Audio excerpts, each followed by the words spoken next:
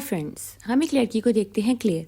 उसकी नई जॉब थी। वो एक केयरिंग नर्स थी। वो यहाँ पर एक बूढ़ी औरत का ख्याल रखने के लिए उसके घर में आई थी।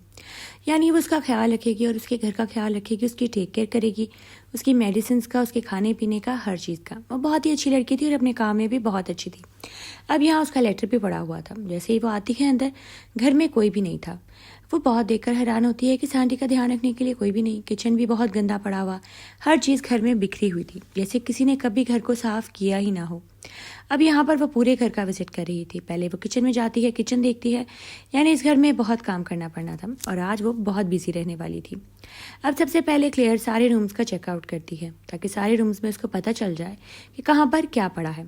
अब वो एक और रूम में आती है। यहाँ पर सारा सामान बिखरा पड़ा था और हर चीज़ के ऊपर चादरें डली हुई थी। फर्नीचर पूरी तरीके से पैक हुआ था। अब यहाँ पे नेक्स्ट रूम उसी आंटी का था जिसका उसने ख्याल रखना था। वो बहुत ही बूढ़ी थी और जैसे ही उसका कमरा खोल के उनके कमरे में आई, उसने देखा वो बेड पे बेसुध पड़ी हैं। उनका मुंह हाथ बहुत गंदे हैं और उनका रूम भी बहुत ही बुरा हालत में था। अब उसको देखकर बहुत बुरा लगता है। वो सबसे पहले उनके पास आती है और आकर उनको कहती है कि मैं क्लेयर हूँ, मैं हूँ आपकी नई नर्स और मैं आपका ख्याल रखूँगी और आपके घर का भी।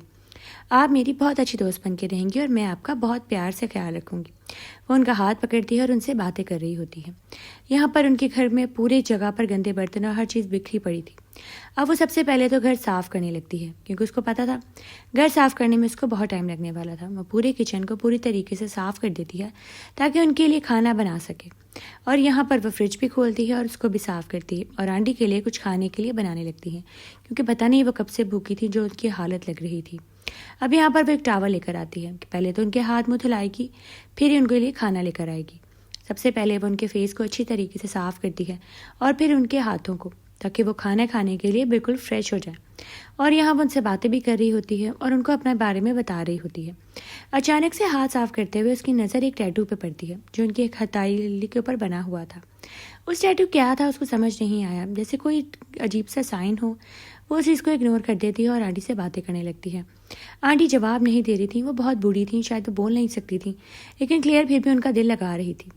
उनको खाना खिलाने के साफ़ करने के बाद अब वो घर साफ़ करने लग जाती है और अब उनके पास वाले रूम में आ जाती है जो उनके रूम के बिल्कुल साथ था। घर में 2 ही रूम्स थे और एक किचन। अब यहाँ पर आती है। सबसे पहले तो वो सारी शीट्स को उठाने लगती है फर्नीचर के ऊपर से और रूम को प्रॉपर तरीके से साफ़ करने लगती है ताकि वो यहाँ पर रह सके। दूसरे रूम में उसी ने रहना था, एक रूम में तो आंटी थी। अब वो पूरे रूम को बहुत प्यार से साफ़ करने लगती है।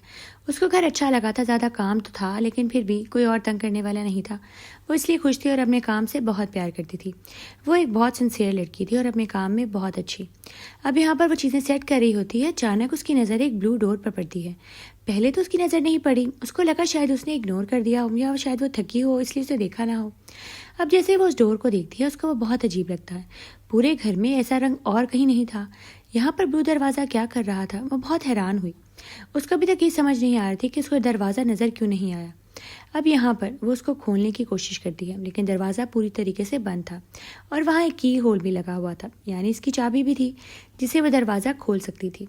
उसने आसपास नज़र दौड़ाई उसको और एक चाबी नज़र आई और उस चाबी से वो दरवाज़ा खोलने लगी, लेकिन अचानक उसको दूसरी तरफ से आवाज़ आने लगी। वो बहुत हैरान हुई कि वहाँ पर कौन हो सकता है और दरवाज़ा चाबी से भी नहीं खुला। अब यहाँ पर वो इग्नोर करके अपने काम में मसरूफ़ हो जाती है लेकिन बार बार वहाँ से आवाज़ आने की वजह से वो दरवाजे के पास आने लगती है और जैसे ही उसको बाहर से धक धक की आवाज़ आई वो डर जाती है। उसको समझ नहीं आता कि इस घर में तो और कोई भी नहीं है, तो दरवाज़ा दूसरी तरफ से खोलने की कौन कोशिश कर रहा है? शायद वो कोई दूसरा घर हो। वो बहुत हैरान हो जाती है और डर भी जाती है क्योंकि वो किसी के साथ कोई छेड़ाछाड़ी अभी मोल नहीं ले सकती थी। ये उसकी पहली जॉब थी और वो बहुत दिल लगाकर काम कर रही थी। अब फ़ौरन दरवाज़ा बंद करने की कोशिश करती है, उसके आगे चीज़ें अटकाती है, लेकिन थोड़ी देर बाद वहाँ पर कोई दरवाज़ा नहीं था। यानी ये ऐसा कैसे हो सकता है? एक दरवाज़ा गायब हो गया। उसको समझ नहीं आई कि ऐसा कैसे हो सकता है। वो बहुत परेशान होती है लेकिन फिर वो अपने आप को तसल्ली देती है कि शायद ये गलती से ऐसा हो गया हो। और जैसे ही वो लाउंज में आती है वहाँ पर ब्लू दरवाज़ा था। अब वो देखकर बहुत हैरान हुई कि दरवाज़ा तो यहाँ पर मौजूद था ही नहीं।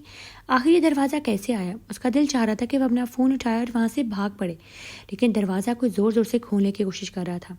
उसका फ़ोन हड़बड़ी में नीचे गिर गया और अब उसके पास और कोई चारा नहीं था। उसने अपने आप को आंटी वाले रूम में जाकर बंद कर लिया क्योंकि वो बहुत डर गई थी और उनको अकेला छोड़कर भी तो नहीं जा सकती थी। अब यहाँ वो दरवाज़ा बंद करती है और आंटी की तरफ देखती है। आंटी बिल्कुल बेसुध पड़ी हुई थी। वो बहुत डर जाती है। उसके साथ पहले कभी ऐसा नहीं हुआ। वो समझ नहीं पा रही थी कि घर हॉन्टेड वांटेड है या कोई उसके साथ छेड़ाछाड़ी कर रहा है। जैसे ही वो पीछे मुड़ी, वो दरवाज़ा ब्लू था। यानी ऐसा कैसे हो सकता है? अभी तो वो दरवाजे का रंग और था और अभी ब्लू दरवाज़ा यहाँ पर कैसे आ गया? यानी पूरे घर में वो दरवाज़ा घूम रहा था।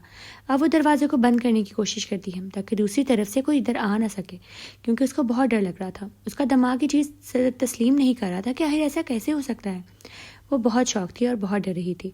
वो उसके पास एक टैटू लगा हुआ था, एक साइन बना हुआ था दरवाजे पे, आंटी के टैटू की तरह का। वो देखकर समझ गई कि ये ज़रूर ना आंटी की ही कोई चीज़ है। जब उसने पीछे देखा तो बेड पर वो मौजूद नहीं थी। वो बहुत डर गई। आंटी कहाँ गई? वो तो हिल भी नहीं सकती थी। उनको यहाँ से किसने हिलाया होगा? अभी तो वो मेरे सामने थी। क्लेयर को कुछ समझ नहीं आ रहा था कि उसके साथ आखिर हो क्या रहा है। और सामने आंटी खड़ी थी जो कि बहुत ही खौफनाक तरीके से उसको देख रही थी एक बेड के पास से, और अब उसके ऊपर हमला करने वाली थी। वो बहुत अजीब लग रही थी। वो बदल चुकी थी बिल्कुल, उनका रूप बिल्कुल डिफरेंट हो गया था।